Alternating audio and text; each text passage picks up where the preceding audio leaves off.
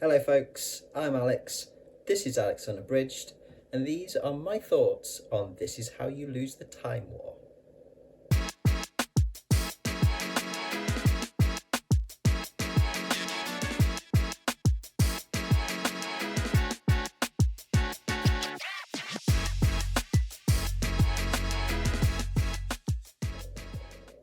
So welcome back to the channel if that is the case. Yes, time for another My Thoughts on video for one of my science fiction for the somewhat hesitant reading project reads. And this time it is the turn of This Is How You Lose the Time War by Max Gladstone and Amar El-Mohtar. I think that's how you pronounce that name.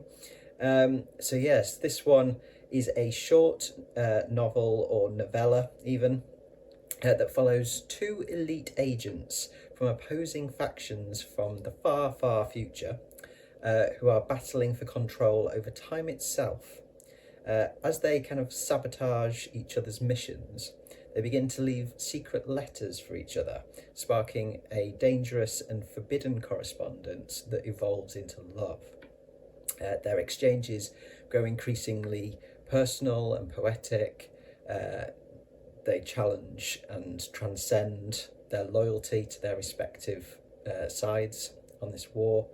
And amid betrayal, sacrifice, and a dangerous and intricate war that spans history across multiple timelines, these two agents, only known as Red and Blue, try to figure out the answer to the ultimate question: can love defy the boundaries of time and war?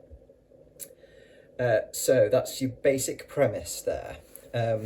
I will give a mild spoiler warning on this. I'm not going to discuss any major spoilers at all, but this is potentially one of the sorts of books where you might want to go in knowing as little as possible, I think. So if you haven't read it and you really want to go in blind, I'm not going to give away any kind of major plot points or anything like that. But if you want to go in totally blind, then do feel free to click away from this video and come back when you've read it. So what did I think of this one then?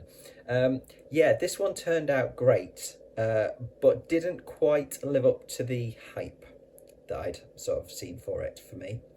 I've seen a lot of extremely high praise for this one, and it deserves a lot of it. I'll give it that, but by no means is it a perfect book for me. Stuff that I liked then to start with.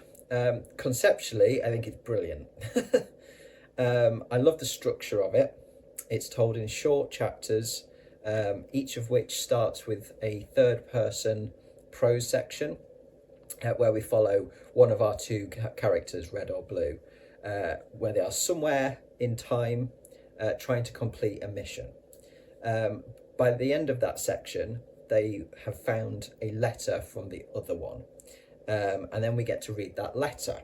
So we'll get a prose section about Red, and then a letter from Blue to Red, followed by a section about Blue and what Blue's doing, and then a letter from Red to Blue, and so on, and it goes backwards and forwards.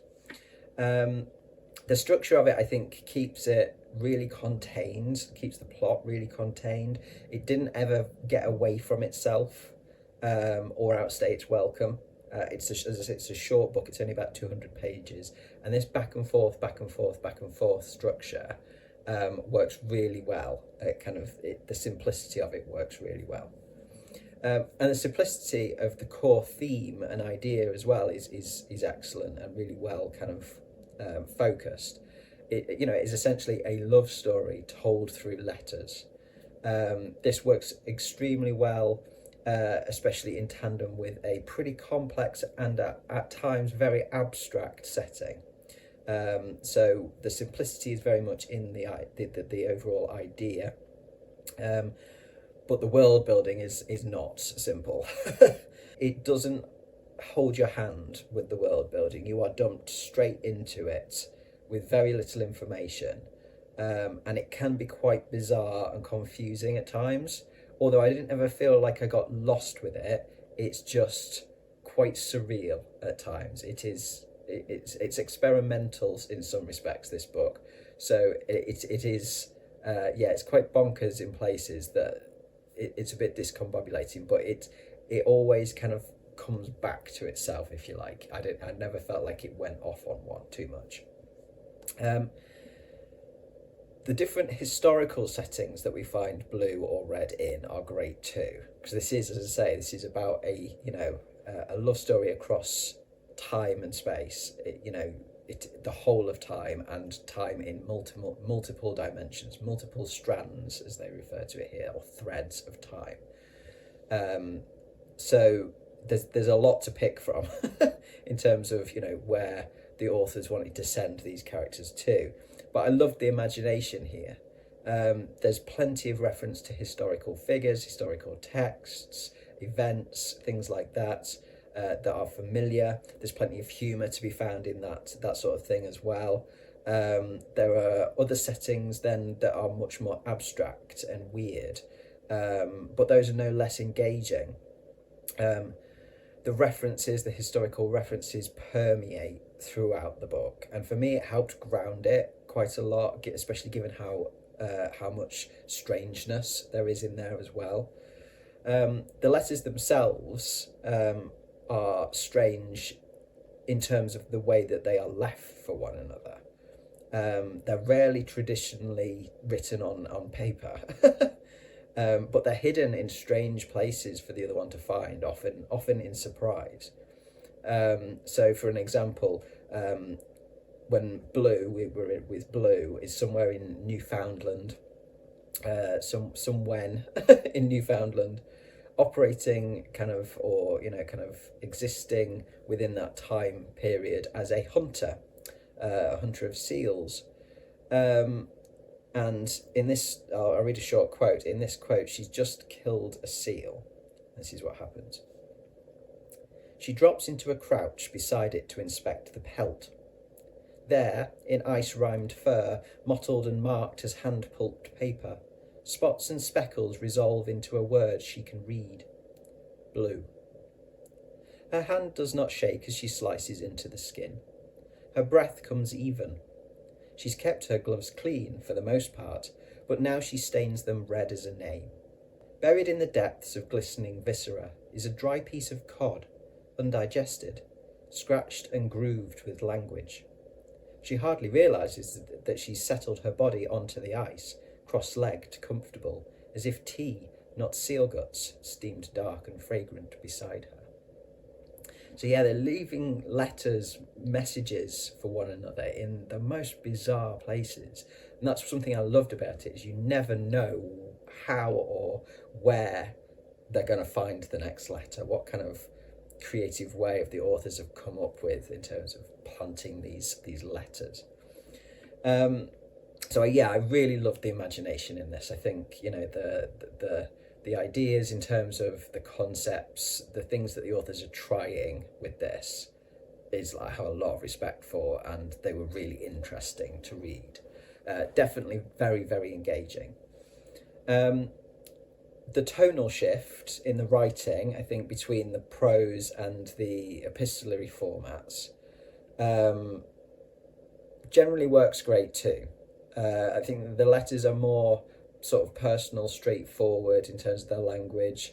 They've got kind of quite a lot of, from the beginning, sort of barbs and teasing, jokes, things like that then, progress into kind of a sharing of experiences, and then sort of, the questions they're asking about what they mean to one another and that kind of thing. That's kind of an interesting change from the vastly more poetic and abstract language that's in the prose sections. Although there is some grounded stuff in there as well. There's some good kind of descriptive stuff in there. But this is where we come to my first criticism with it. Whilst this is far and away the most purple language that I've enjoyed in a book, because I'm not a big fan of purple prose, I sit very much in the middle. I don't like stuff that's kind of what I'd call dry. Nor do I like really over the top purple stuff. I like textured and layered, rich language, but I don't like it too purple. So yeah, although I enjoyed the purple language in this quite a bit, there were points at which it went too far for me personally. At its best, it is beautifully poetic. Some absolutely stunning lyrical writing in this. It almost reads like a long form poem in sections, and I really enjoyed that stuff. And for a lot of it, especially concerning those prose sections, that surreal lyrical language works really well in creating atmosphere with it. But it's when we come to the letters even more so that I found it just went beyond what I can tolerate. Once we get to the latter part of the book, when the letters have evolved, or the content of the letters have evolved much more into declarations of love, it all just went a bit overboard for me. There's a definite Shakespearean quality to it, but for me it just didn't work. It pulled me out of it too much. It reduced my emotional connection to that love story, and it just left me a little bit disappointed, I think, because of that feeling of being pulled out of the novel because of the language. I'd loved the conversations and the humour in the early letters a lot. That had really kind of sucked me into it. And I really looked forward to seeing what the next letter would contain. What would it be? You know, that kind of thing. But that energy that I had as a reader was diminished by the end of the book, which is a shame. And that's because of this very over-the-top